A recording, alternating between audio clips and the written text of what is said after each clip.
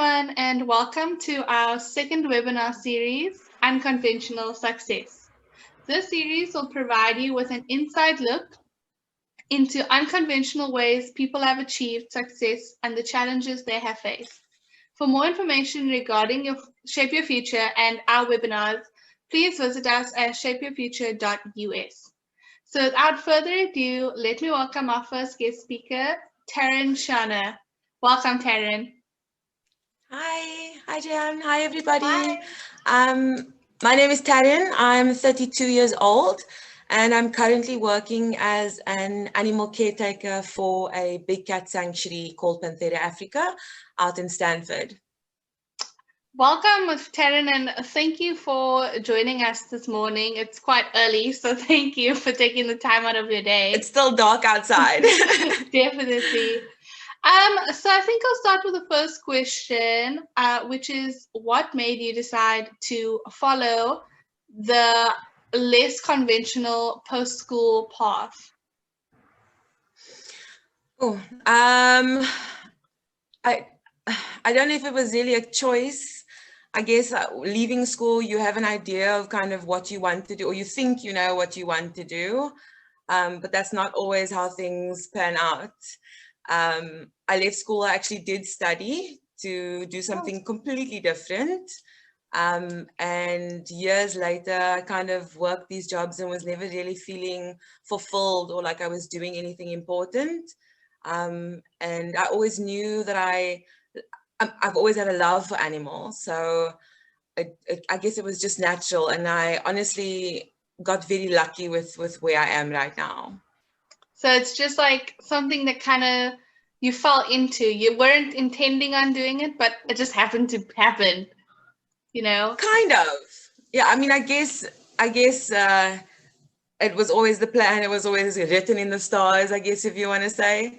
I couldn't be happier doing what I am doing now, but it took a lot of turns to get here. Yeah, definitely. I mean, you said like you were unhappy with what you were previously doing, and now you love what you do, and it's completely different to what you thought you'd be doing. Completely different. So it's definitely the unconventional path. But I mean, Yes. Sometimes you have to do something different to really achieve your goals, your true goals, and be happy. Yeah, definitely. Yeah, definitely. So, how did you end up where you are today? So I matriculated and thought that I wanted to be an actress and a star and a performer, and I studied musical theater. I was convinced that this was what I wanted to do with my life, and I studied, and I didn't get to finish my study. Like most people, the reality is that it is quite expensive, which is why most people don't even have that option. So I didn't get to finish my studies, and then I kind of floated around and was doing these odd jobs and worked in a call center and worked in a bar, worked as a hostess, worked as a waitress. And then I eventually actually ended up joining the Navy. Oh. And I was in the Navy as a Navy diver for 3 years. I left the Navy because I wanted to travel. So I guess all along I knew that I was looking for something else, but I didn't know what it was exactly. And left the Navy. I traveled for a year. And then I came home and I worked as a kayak guide. I just random things, all outside, because I love being outside. Working in an office really never sat well with me. Until I had no choice, and I ended up getting an office job working for a corporate branding company, and I just really wasn't happy. I struggled to get up in the mornings. I had no motivation. I couldn't understand what I was doing, and it's not always easy because we need to make a living, but it's also so important to follow your dreams and to do something that makes you genuinely happy. And for me, that's working with animals and being able to make a difference for them. And I saw a post that the sanctuary that I work at, they posted for a position. And I applied and I kind of bugged them until I got an answer. And I eventually got in and I actually got something different. So I applied for the admin position. And the owner of the sanctuary came back to me and she was like, I've had a look at your CV and I think I have something else for you. And she kind of pulled me into the animal side of things. And I couldn't be happier. I've been there for 2.5 years now. And I love every moment. I love being able to care for these animals, to be able to be a voice for them it's such an honor. No, it definitely sounds like you love what you do so much because I can see it in your face and the way you I speak about it. do. You just look really happy when you speak about it. So, well, since you work with animals, can you explain what exactly you do and what a typical day looks like? So, a bunch of things. It is not a glamorous job whatsoever. So I basically caring for the animals, whether it's, from feeding to cleaning to supplementing to giving them enrichment, anything that has to do with the animal's well-being, from physical to emotional and mental well-being, and just making sure that they're happy, that they're healthy. So a normal day is quite busy. So we start quite early. We want to go out and have a look at the animals, make sure that they're all good. So we do our morning checks, which is usually before anyone else goes out to the animals. We go down, make sure everything is good, giving medications, and then the day will start off at about 8. So it's quite an early start for the person doing the morning routine and checking on the animals. It's usually about 6:30, 7. And then about 8 we'll start with our day. So every day is a bit different, but it's basically a project that will need to be done around the sanctuary. Usually it's cleaning of the enclosures and feeding them and supplementing their food and arranging meat, or it involves quite a bit of things, but it's definitely not glamorous. I'm very dirty at the end of every day. What kind of animals are at the sanctuary? So it's a big cat sanctuary. So we Oh, have sorry. so we have caracals, tigers, leopards, lions, and one cheetah. Wow. Isn't that a bit of a scary? Do you not get scared, going into the sanctuary, having to film them? I mean, we've all seen the Tiger King series. No, Tiger King, nothing like that. I mean, all these animals that we work with that are with us, they've been born and raised in captivity. So they are quite habituated to humans. Still not tame. I would never say that a wild animal could be tamed, but they are habituated, and they come from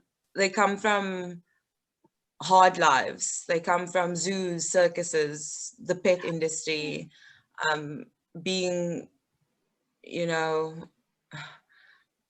abused down. or just not treated well.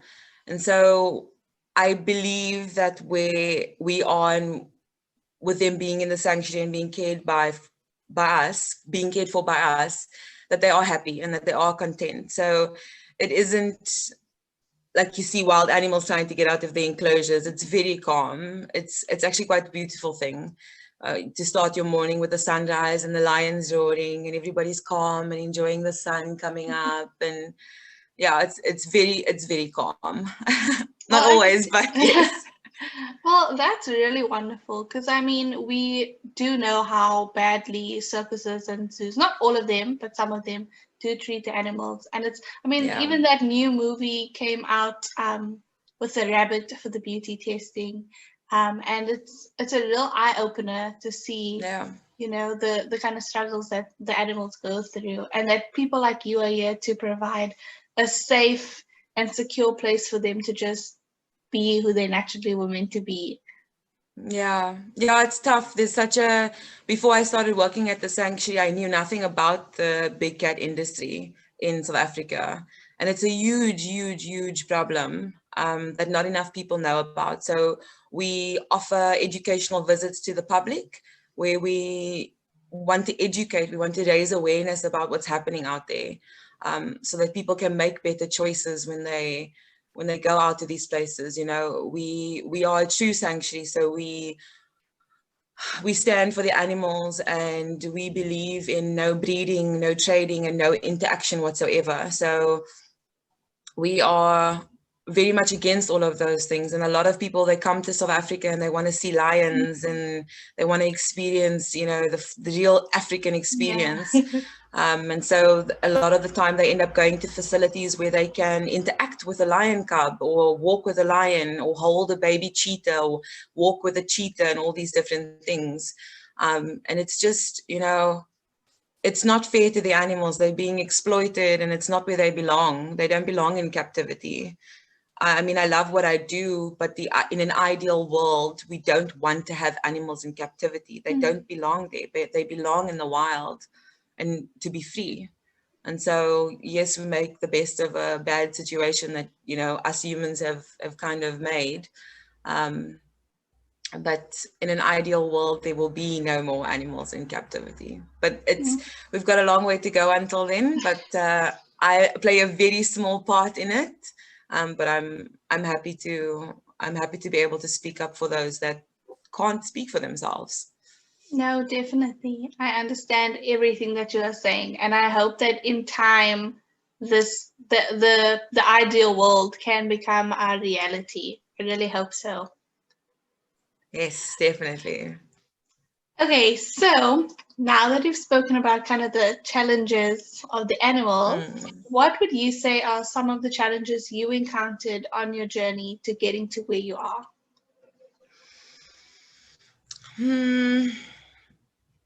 A few, I guess. I mean, it's so difficult I think as a young person leaving school, you have an idea of what it is that you're going to do with your life. And I'm 32 years old, and I'm only getting to like put my foot in the door with where I want to be. So I think it's so difficult, and I don't think it's for everyone. Some people hit the jackpot, but I think for me, it was just really important that I could do something where I felt like I was making a difference. And that looks different for everybody. For me, it's with the animals. So I guess challenges, it's not always easy. I'm not in this industry for the money. No one ever is. You're not going to earn big bucks. So it's different for everyone, I guess. For me, this is it. I mean, I have enough. I have a beautiful life. I live out on the farm by the sanctuary, and I love it. But I guess it's just what you want to go after in life. But I would say to definitely try to do something that makes you happy, because I don't know, I don't just want to live and go to work in an office job every day, and 10, 15 years from now I'll go, oh, I should have done something else. Or so just taking chances, which isn't always easy for someone, especially for young people, because they feel like they should have it all figured out. And I am a perfect example that that's not always the case. Sometimes we go from wanting to be an actress to being in the Navy, to being a kayak guide, to working in an office, and to now being able to care for animals. So it takes a while, and some people get lucky and they find it soon enough, but for others it's not the case. So I guess it's, yeah, hanging in there and trying to just be true to yourself and do something that makes you happy. That's really, I definitely understand what you're saying about the not not having any regrets basically at the end of the day. You know, it's your life, Yeah. it's your only one. So really make yourself happy and sorry, without trying to conform to what society wants from you. Yes. Yes, definitely. Definitely. So, what advice would you give to students who are unsure about their future, or who want to become, uh, I'll say animal activists, because that's what I'm going to call you, an animal Yeah, activist. that's okay. I'm happy with that. I would say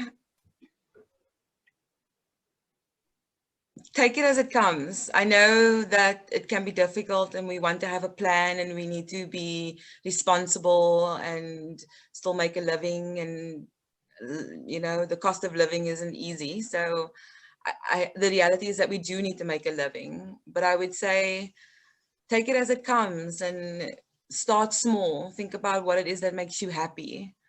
It doesn't need to be something major. Just start small and take it as it comes. So whether that's studying something, and it's okay to mess up. It's okay to study something and realize this isn't what I want to do, because that's the only way that we realize that, is by doing it and figuring out that this isn't for me. So yeah, it's just to not be hard on yourself. I feel like when I was leaving school and studying, I also went through a patch where I was like, oh, I should have all the answers by now. I should know what's going on. I should have a plan. I should have a good job and, conform, like you were saying, because there is this idea of what a good life should look like. We should go to school, we should get married, we should have kids. And that isn't the case for many people.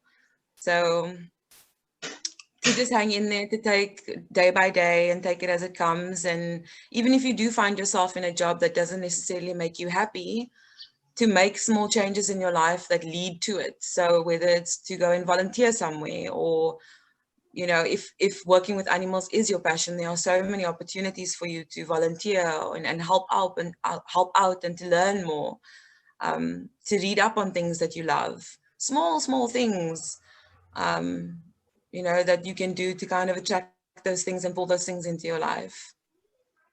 Well, thank you for being with us and giving these little pearls of wisdom to the future animal rights activists of the world. Yeah. Or just, I guess, anybody in general. Anyone. Yes, anyone. And I hope you have a wonderful day. And thank you for giving up your part of your Saturday to come and talk to us.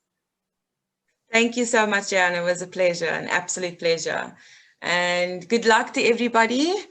And you don't need to have all the answers. Definitely. And be kind to animals. Yes. Thank you, Jan. Have a good day. Bye.